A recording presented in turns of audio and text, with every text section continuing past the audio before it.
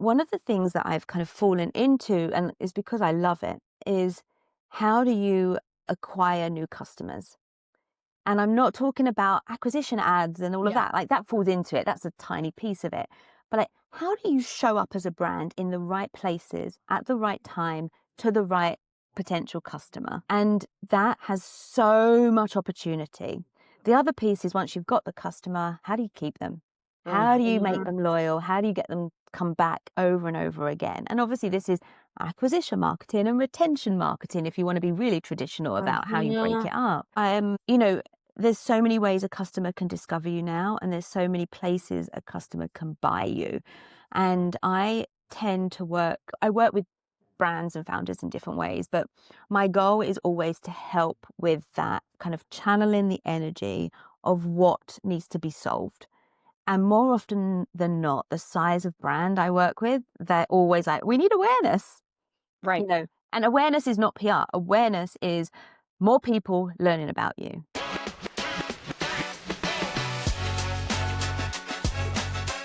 Welcome to There Is No Alternative. I'm Tina Bou-Saba, and today we are joined by Anna Vale, a brilliant beauty executive who works with some of the most exciting brands on their marketing strategies. Anna is one of those special people who has infectious enthusiasm and genuine passion for all things beauty. It's no wonder that founders and teams love working with her. Her wealth of knowledge about marketing, communications, and community building, born from her many years in the beauty world, is terrific. There Is No Alternative is a podcast about entrepreneurship. And today we're going to learn about Anna's own entrepreneurial journey from legacy brand executive to fractional leader and advisor. This is a huge trend that I am seeing, and I'm eager to get Anna's perspective on it. Of course, she will also share her insights on what's going on in the beauty world today, how brands can break through the noise, and her advice for entrepreneurs. Hi, Anna. Hi, Tina. Wow. Thanks for the introduction. It is so wonderful to have you on the podcast. Thank you.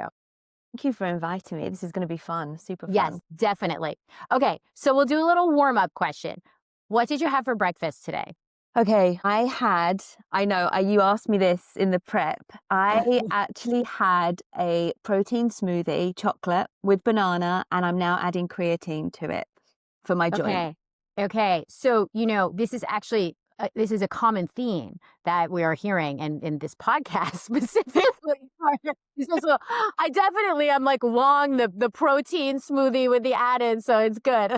Yeah, I mean, it's certainly an age thing, I think. Yeah. When I saw a recent doctor and did blood work, she's like, it's probably time to add a bit of creatine to get your joints moving a bit Yes. better. Yeah. Yes. Okay, that's great. I love it. I love it. Okay, amazing. So let's talk about beauty. You grew up around beauty. When did you start to fall in love with beauty? Tell us about that.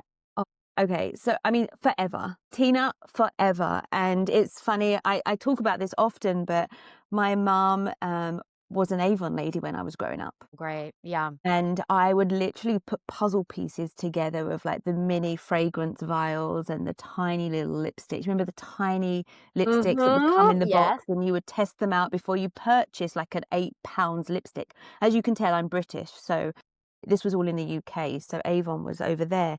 And we would play with the orders. Like we would play with the product that she was receiving to then go out to her customers. And we used to get the big boxes arrive from Avon and she would bag up the orders and then she would go and present and communicate what was new for Avon back then. So it was my first discovery. Then I went on to study at the London College of Fashion for my degree. I went from psychology to London College of Fashion, which is now the London Institute, took on a fashion degree and they were like, hey, now it's time for work experience. I did a few fashion experiences and it was not my vibe. And Mm. they said, what do you want to do? And I said, I want to work in beauty. And as luck would have it, we were 2 streets away from the Estée Lauder companies. So the whole journey was it was ingrained in me through every part of my, upbringing in beauty, if you like. That's so cool because beauty, of course. And then also, I feel like selling Avon is super entrepreneurial. Well, yeah, it is super entrepreneurial, right? So you'd have to build your own customers. Yeah. You'd have to look after those customers. You would have to sell to them. You would have to build your LTV. You'd have to have the same customers that will return in. You'd need Yes, yes. recurring revenue. And then you'd have to host Avon evenings, which is now community, build Mhm. an Avon community, and you would be almost like the Avon influencer. Exactly, And the yeah. reason she did Avon at that moment in my life was she had 2 young children. It was really hard to get childcare that many years ago whilst she went off to work. It was easy just to do it at home in the background of being a mum. So it's actually, we say nothing changes. Yeah, Nothing changes, just the time and technology yeah, yeah. changes, but the concept is So the same now. interesting. Totally, you're right, it is. It's, like, prototypical, and the Avon lady is an original influencer. Well, the big trend, which has been happening for many years, but it's becoming more prominent now in the US. US has taken a really long time to catch up, but social commerce. You're selling Mhm. through social media platforms and you're selling through live streams and you're selling kind of online but live and you're pitching the product and selling and you're seeing the numbers tot up. That's really no different to like Yeah, ding dong Avon lady knocking at the door and you're yeah, selling. Now it's just been transferred to online. So social selling was happening many, many years before social commerce. Same yeah. thing, same thing, same concept. So interesting. Well, Yeah. this is definitely in your blood. So I was never with Avon, but it's in my blood because like beauty and da da da da, it's always part of my life. Totally. And the thing is, when I first met you, that was immediate within 5 minutes, that was apparent, right? You live and breathe beauty and marketing, which I just love. It's awesome. Yeah, Tina, I just love beauty and I actually like I don't really do much beauty for myself, but like I just love what it can do for others and I Yeah. love the kind of everyone lifting each other for the right reasons. And I get super angry with some of the launches that have happened recently, like irrelevant launches that just aren't needed in the beauty industry when it's such a positive place. But overall, beauty is just such an incredible place for everyone to be part of, and you can touch it in so many different ways, especially with the trend beauty to wellness now, you Yes. know, the link between the two. And then marketing, it's really like an irrelevant term nowadays. Like we use it because there's no other way of talking about it, but it is such a huge umbrella that it's so encompassing that it's really difficult to explain marketing nowadays. Mm, well, okay. There's so much to unpack, even in what you just said. We've got wellness, but while it's fresh on our mind, can we talk about this like marketing specifically? Because like I agree with you that if you think about like the traditional departments Right. in a corporation, there's finance, there's marketing and human resources. And so, right, we call it marketing, but that encompasses so many things. Can you talk more about that and how you think about that today? Absolutely. And it's such a great question. We could probably do this whole conversation Yes. around this. And I guess it's kind of controversial as well because marketing is ultimately how you market to your consumer, right? And we're in a position now where you can't just market, that you can't just push, you have to be bringing people Right. in.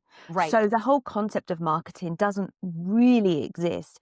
If you go back to the days of big corporations. So obviously I kind of grew up in the Estée Lauder companies and kind of very traditional. And I was on the kind of global communication side, which is ultimately marketing because you're bringing customers into the fold. But there was a marketing department separate, and that marketing department was building the product pipeline and the Interest. calendar, and PD was kind of really close to marketing. So in the bigger companies, marketing kind of sits along product marketing.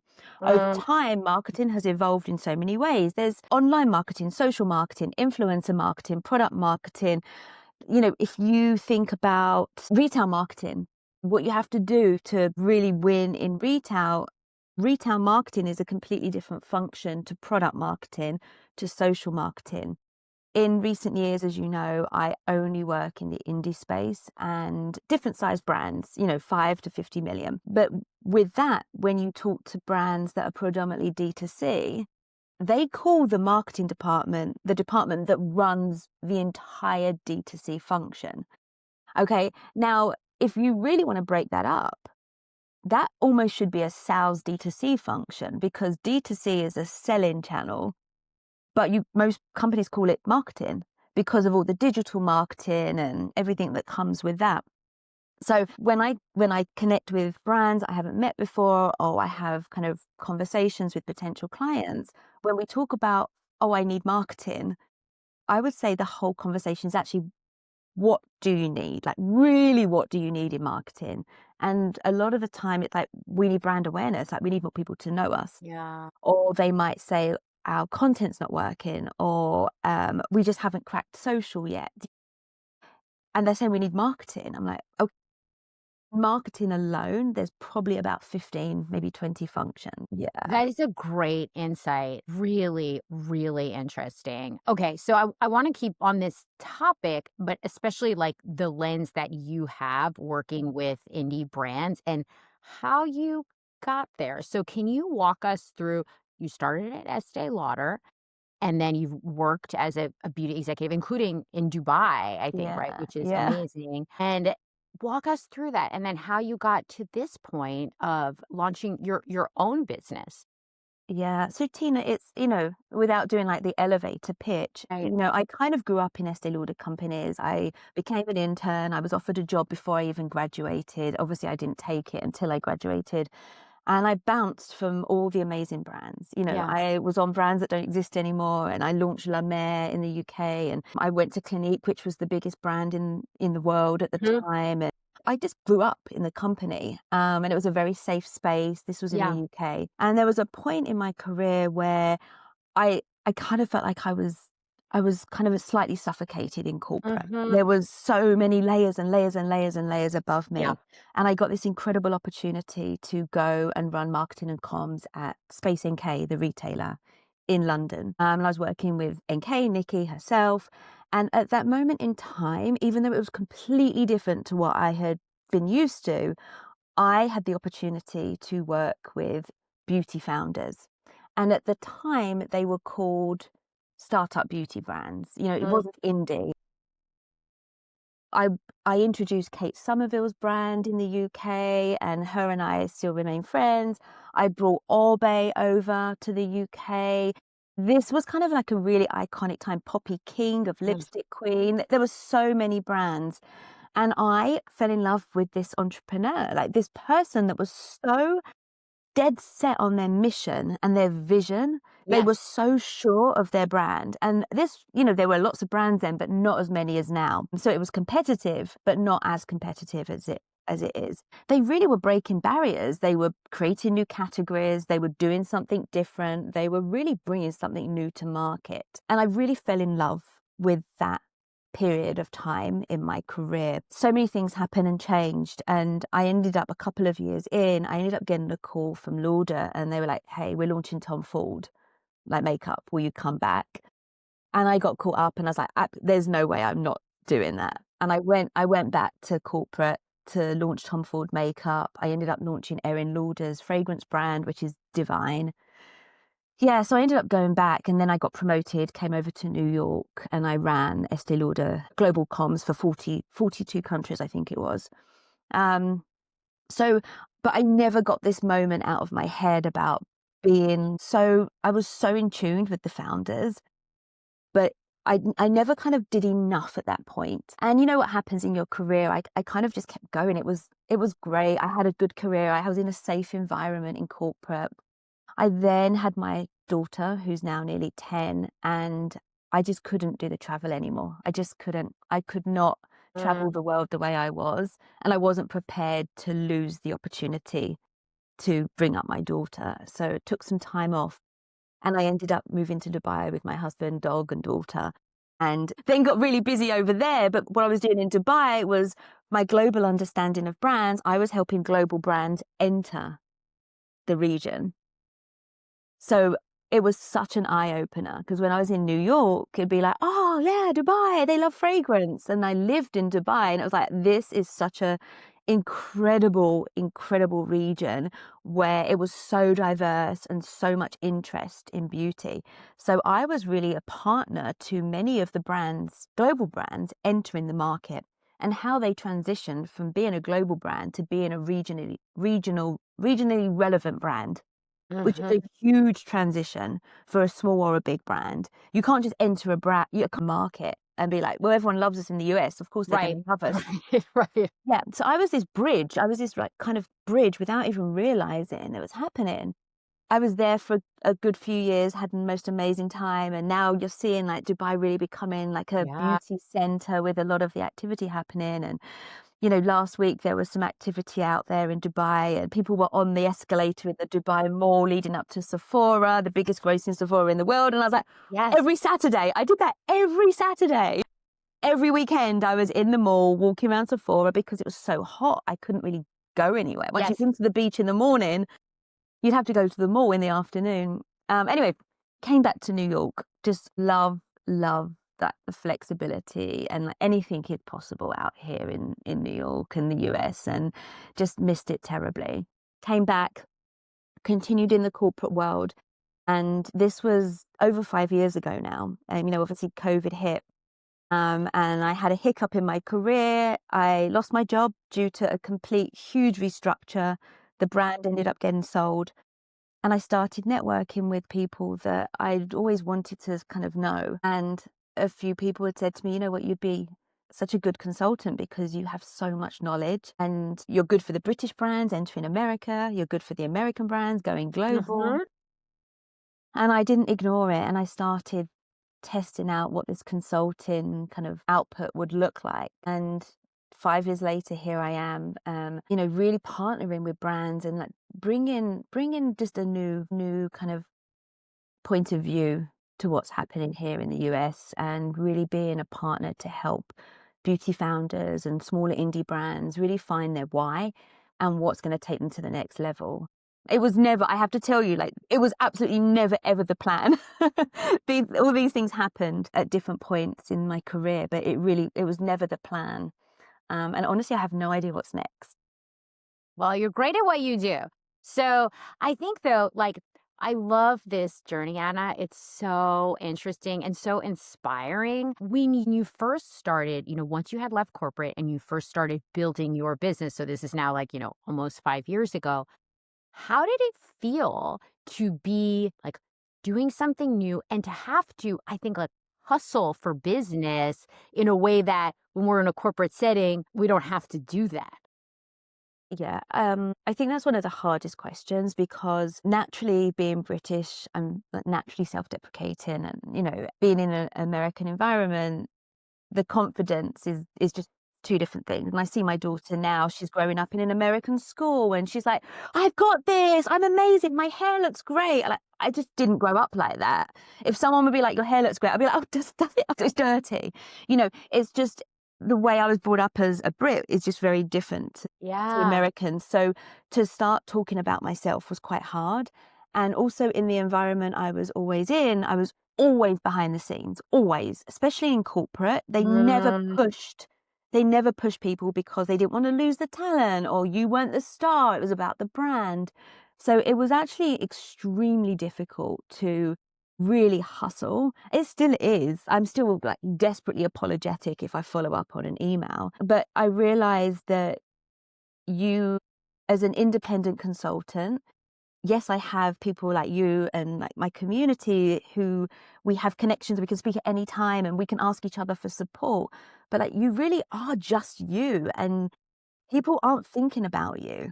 So it's really your job to put yourself out there. And that piece is hard because you suddenly become like a mini brand.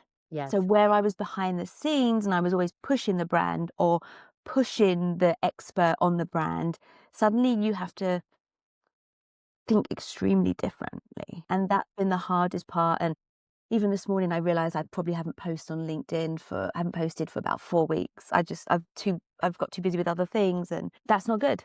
That's not good because no one's thinking about me. No one's thinking, oh, I must contact Anna. I heard she might be good for us to help with this project. So you have to be very disciplined, and you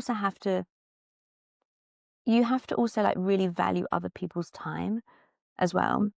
And when you connect with other people, like what can you give to them as well, where they feel that that conversation was fun and valuable. The other thing I've been learning more recently, you have to protect your time as a consultant, Yeah, yeah, which is definitely. This all make I mean, I this resonates so much with yeah. me. I'll tell you a quick story that I think you may appreciate. So in my first job after college, I worked at Morgan Stanley. And up until then, I had really mastered the art of doing well in school, right? Because it's very Right. clear, right? You get the grades at the end, you know what you have to do. And my first performance review, which was really good in terms of like, check the box, can you build Mhm. models, can you do decks? But the managing director who was supervising me said, our recommendation is that you elevate your profile in the group. And I remember thinking, what is he talking about? Right. Like, I didn't even understand the advice. I would say it wasn't until more than a decade later that I could look back at that advice and understand like what he even meant and how important that was. Because it's a new muscle. 100% Tina, it's a new muscle. And I also think it's not to be confused with being like a show off. To Totally. elevate your profile is just to know your value and to see Yes. where you can add value to others and where it's the right time for you to speak and to be assertive in the right places. It's not about, look at me, look how great I am, look what I achieved. Like it's not that. Elevating your profile is like, it's a really important piece, and it's a really important piece of the puzzle so people know where you fit into this huge Exactly. ecosystem. And yeah, that's such an amazing advice. I remember when I was at Lauder, I'd been organizing this huge event that was taking place in Paris, and I was in New York, and I was flying people in, and all the executives were flying in. And we got to like a week or 2 weeks before, and I had to go and brief the executives. And my boss said to me, okay, I want you to be the one that talks about the entire event. I want you to go through the agenda, what's happening, our objectives, what results we're hoping for. And I said to my boss, I can't. I, I'm too scared. I don't know how to do this. There's too many like huge personalities Yeah. and senior people in the room. And she was like, yeah, but they're not doing what you're doing. Like, you're the one that's concocted this whole master plan. You need to go in there and believe in what you've just organized and tell them they're going to be proud. They're going to be proud. There's nothing to be scared of. And looking back, she was helping me elevate my profile because I'd done the work. And at the time I was like, oh, I can't. I'm so scared. What if they ask me a question that I can't answer? Like, none of that really matters. Yeah. It's hard to learn. It's hard to learn. Totally. That's a great story. And like, how fortunate to have a boss who was thinking about that because not all of Not them all are. bosses are like that. Yeah.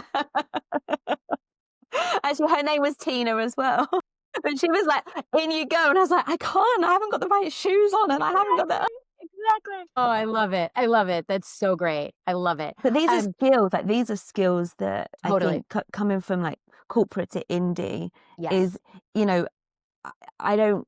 There's absolutely like no corporate left in me, but there's like muscle I've learned from having gone through that really hard slog in corporate that has really impacted the kind of behavior and work and the better relationships you build as a consultant and in the indie space. Definitely. I totally agree with that. I mean, I'm so grateful personally to have had the years where I spent in more institutional type of environments Right. because you learn best practices, right? Yeah. Like, how do you do this? And I feel like it really is beneficial when one is doing something entrepreneurial because you kind of know you can take the good things. Yeah. No, you absolutely can take the good things. And, during COVID, it was a huge turn for people that were early on in their career to have to work online. And, back in corporate days, you would walk in a room and you'd have to like read the room on where you should sit. Yes. Right? Yes. Which part of the room should you sit, and how do you sit, and what do you take into the room with you? Like, no one learns that now. And the other thing is everything I do is like these Zooms and stuff, but like the other thing is when people are like looking down on their phones whilst they're in a meeting, I'm like, probably would have lost my job if I did that. Exactly. Oh, totally. Totally. You cannot. Yeah. Yeah. Agreed. Agreed. Okay. Well, I want to talk more about marketing. It's like, where do we begin? But so, okay. So, um, can you talk about the types of things that you work on with your clients today? Yeah, absolutely. I don't do PR or comms anymore, but I kind of Hmm. grew up in that space. Okay. And I think it's a really interesting flex now because how a brand shows up and presents themselves and protects their why is how you communicate a brand. Hmm. Um, so I think that piece is super important now. One of the things that I've kind of fallen into, and is because I love it, is how do you acquire new customers? And I'm not talking about acquisition ads and all of that. Like that falls into it. That's a tiny piece of it. But like, how do you show up as a brand in the right places at the right time to the right potential customer? And that has so much opportunity. The other piece is once you've got the customer, how do you keep them? How do you make them loyal? How do you get them come back over and over again? And obviously this is acquisition marketing and retention marketing if you want to be really traditional about how Hmm. you break it up. There's so many ways a customer can discover you now, and there's so many places a customer can buy you. And I work with brands and founders in different ways, but my goal is always to help with that kind of channeling the energy of what needs to be solved. And more often than not, the size of brand I work with, they're always like, we need awareness. And awareness is not PR. Awareness is more people learning about you.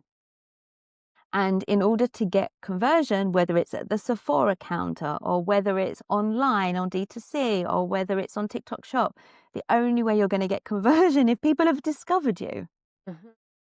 So for me, I really love and enjoy working with founders and brands about where should we be showing up? Where should we be channeling that energy? How do we do it? And how do we make impact and how do we bring value to the brand? And I would say every 6 months the answer would be different. The industry is moving so quickly that what we did 6 months ago is not what we should be doing next month.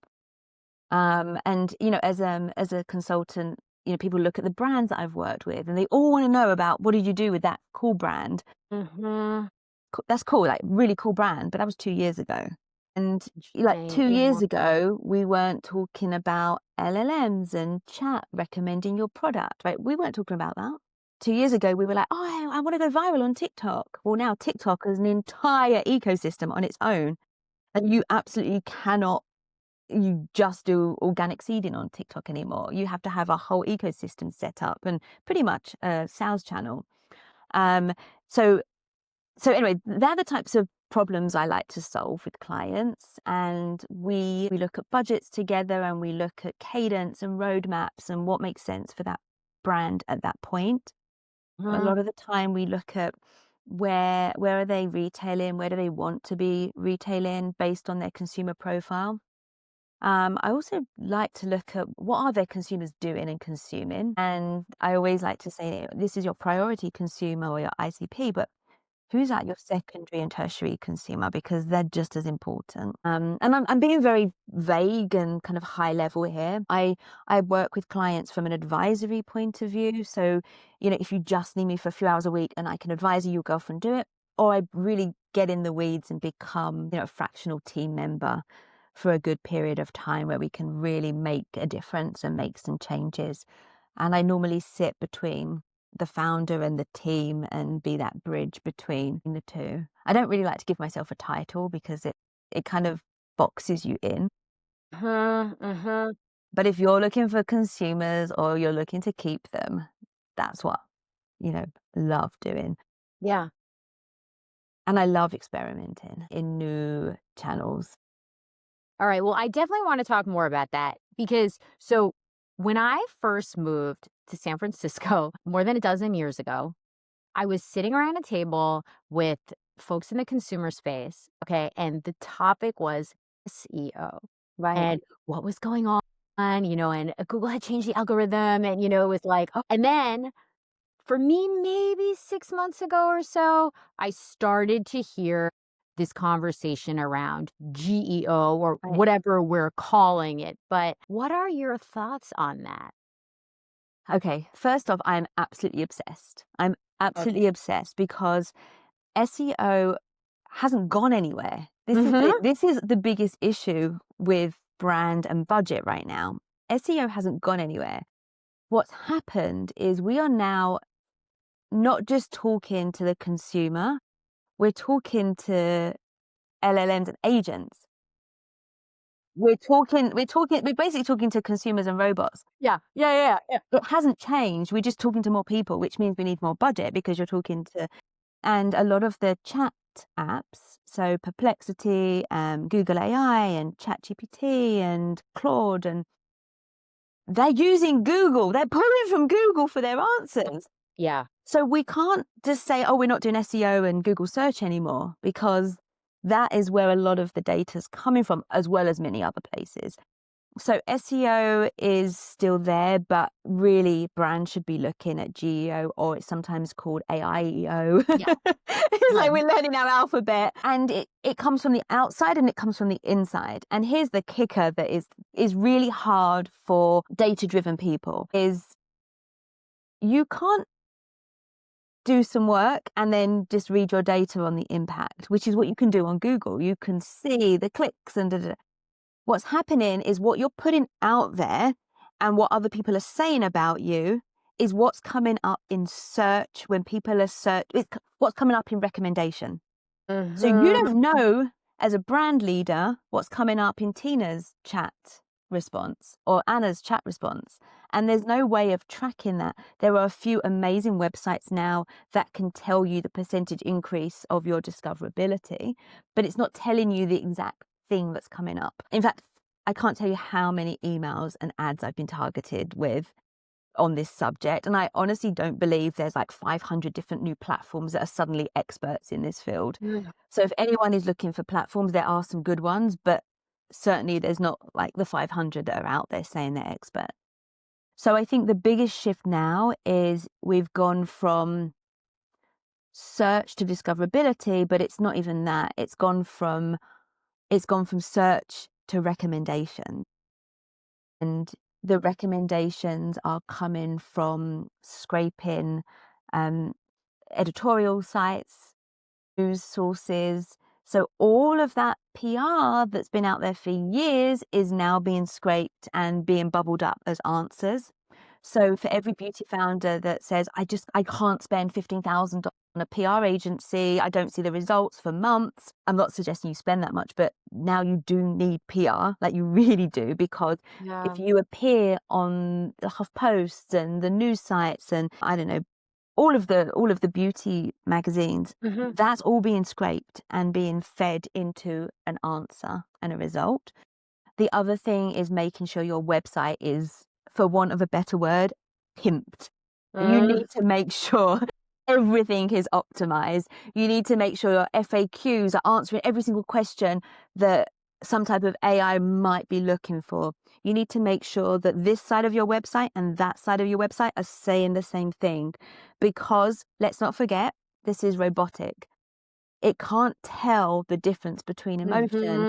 So if you're saying on this side of the website on a P page, use it twice a day and discontinue use if you get reaction, and on the other side you're saying use twice a day until further use, like you're saying two different things. So AI is not going to be able to tell what the answer is, and it will just go on to the next. I am not an expert by any means. I am learning like everybody else. Yeah. I feel like this is probably the 5th time I've had to retrain myself in my career, maybe 6th, 7th, 8th time. But this is a huge, huge shift. The other thing to think about is, when you're building a website or you're scrolling on an app, you're looking at above the fold, below the fold as a traditional way of working. That's for a human. ChatGPT doesn't care whether it's above the fold or below the fold. It's looking for clear, concise information that it can pull and recommend. So yes, we're in so the search SEO is just so complex now, and there are some incredible um, agencies and platforms come in, but there's a lot that a brand needs to be doing. Product pages are probably the number one place to make sure you're really clear. Also, like, I don't think as a brand you need to be too quirky and clever in your copy because it needs to be consistent with what's out there. FAQs, even Instagram now, Instagram captions are coming at the top of the Google search. So you just need to have real consistency Mhm. across everything that's being said. And, lots of marketers talk about 360 marketing. There's never been a time where 360 is more important than now. Wow. Yeah.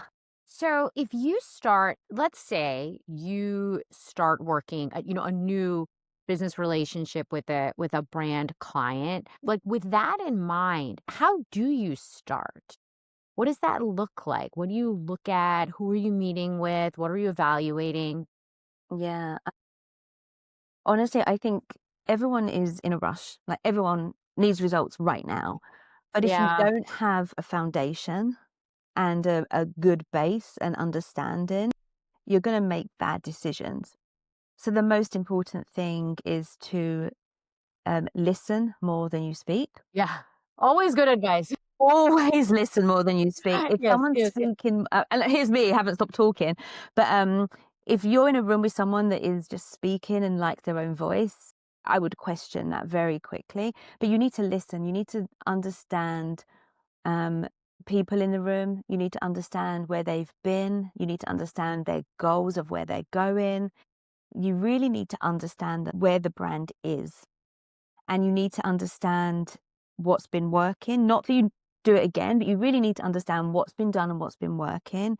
And really, for me, that kind of initial moment of meeting the team or the people involved is just as important as spending some time auditing the brand. And I like to spend like days and days and days, like digging in the website, looking at retailers. What are people saying about the brand on Reddit? What are they saying on TikTok? What are they saying all the different channels? Are people pinning on Pinterest? Like, I just go really deep. Like, what's the consumer saying about the brand? So listening to the team is what the team is saying. And remember, a team is in a silo, and listening to what the consumers are saying is probably more important. And when I've done the audit and the listening, you join the two together, and then I can start making recommendations based on data and based on information that's out there, plus based on my gut feeling of what I know is right. I just listened to a podcast actually about gut feeling, and there's been some real like clinical science and data that's coming out, between the head and the gut, the impact between the head and the gut typically doesn't lie. So you have knowledge that you learn from the team, knowledge that you gain from the data capture from consumers, plus all of your industry knowledge of what's happening out there. So it really is listening and auditing is the first piece. And then we get into action and we start like seeing results and getting things Yeah. happening once we've aligned on, the roadmap of what's priority and what's next. That makes sense. What is interesting is that I feel like the listening, the internal and what are the consumers saying, it's so similar to how an investor would be Right. starting to look at a brand also, right? Because it's like the most important thing really is getting to know the team, and then understanding the Absolutely. customer. It's an art and a science. So it's not just like, oh, send me the numbers, right? That's just like one piece of things. Absolutely. Yeah. Numbers don't lie, but it isn't the story. It's not the full story. The other piece is, I love working with beauty founders. Just, I just love kind of the direction, the grit that goes into it's so, and I always feel like I'm the cheerleader. Like, Yes. I'm the cheerleader that's going to really get that founder to go even further. That is so important because as you build strategies together, you have to have that same vision and understanding of what they want to achieve. And the other piece is sometimes, like more often than not, they probably haven't had time to read all the reviews or listen to what people are saying. And when you bring that information too, it's like light bulb moment sometimes.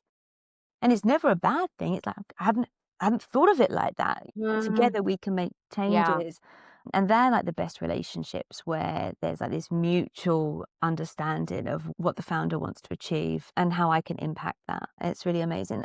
And then obviously being a consultant is I have lots of conversations. So I also have, without breaking any confidentiality anytime, have lots of data points that Yes. I'm collecting in my head. Yeah. So I could probably tell you a couple of trends that are happening. In fact, there was an article today in Glossy. I'm like, oh, yep, I love the article, but we knew that was coming. Mm-hmm. You do pick up on a lot what's happening out there, which when you're in a silo on one brand, you don't have Definitely. that data. Like, yeah, it's so interesting because I think about it the same way. It's sort of like, again, it's very similar, the investor perspective. You're also seeing overall, Yeah. what's going on. And I think that can be um that can be really helpful, right, and additive to particular companies because again, you're at the company, you're executing, right? You're so in it. You don't have time to be like looking at all the different things that are going on out there. Right, absolutely.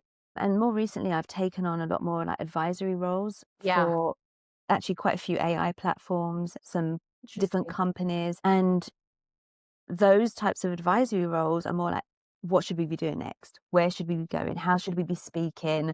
What are you seeing? That Yeah. really, that's valuable. It's super valuable to a lot of companies because you just don't get that time or kind of awareness of what's happening in other spaces. Yeah.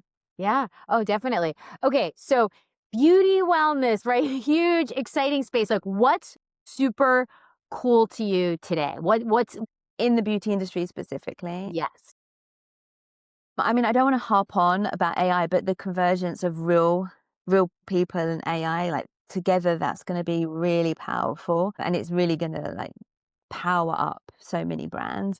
I also think this sounds so crazy, like just saying this, but I really think what we're seeing in like the neurological space across the industry. So it started off in fragrance and how fragrance impacts your mind and what have you, but Yes. Yes. body, I really feel like there's a trend coming with body, not body that we were talking about 2 years ago, like body's the next skincare, not that type of thing, but I do think the impact of how you're treating your body and the psychological, neurological impact is so much more than just slapping on a body cream.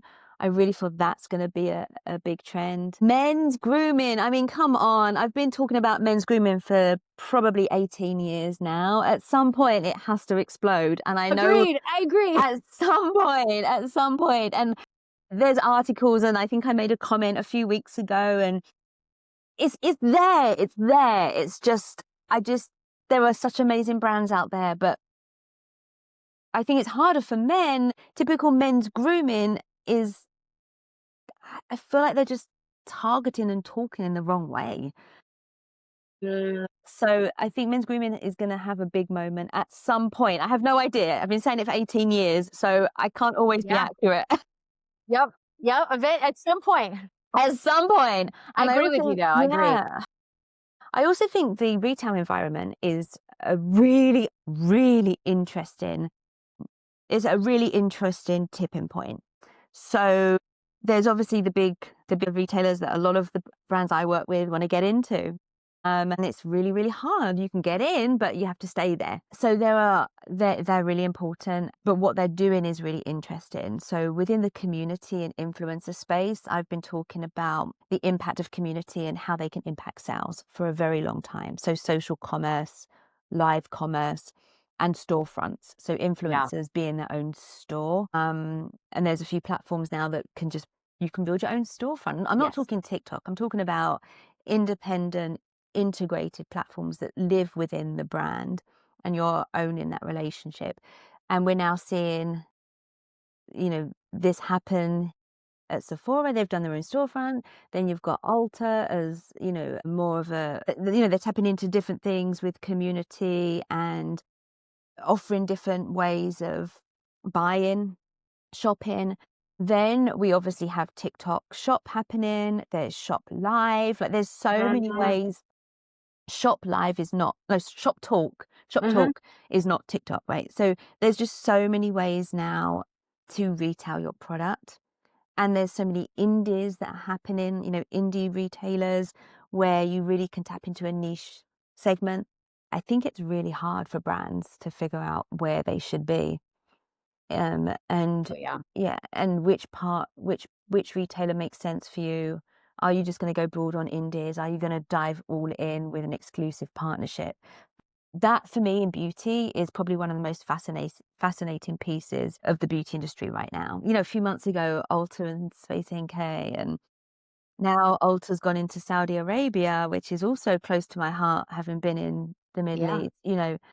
So yeah, the beauty space there's never a dull moment.